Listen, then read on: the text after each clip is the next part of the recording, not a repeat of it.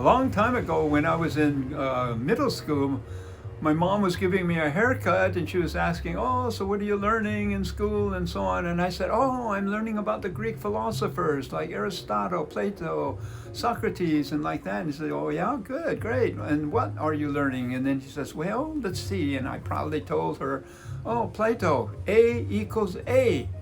How basic these fundamentals are. A equals A." And she kind of thought, says, "A equals A." She gave that a little think, and then she said, "Well, sometimes when you grow older, you're going to learn that 1 and 1 is not always 2. And for some reason, it stuck in my head, like, wow, that seems very fundamental, not that I understood what it is. And now, through, many years later, oh, I got it. In her wisdom, she kind of had planted the seed that life is much bigger than the rational, logical sense of things. That's our culture. That's our ego side.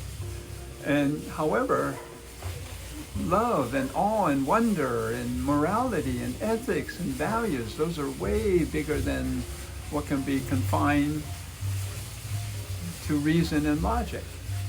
As a matter of fact, the biggest things we as human beings can experience is beyond that. And yet we are in a culture tied to it. So that's why Castaneda in his book said one of the biggest flaws of humankind is to remain glued to the inventory of reason.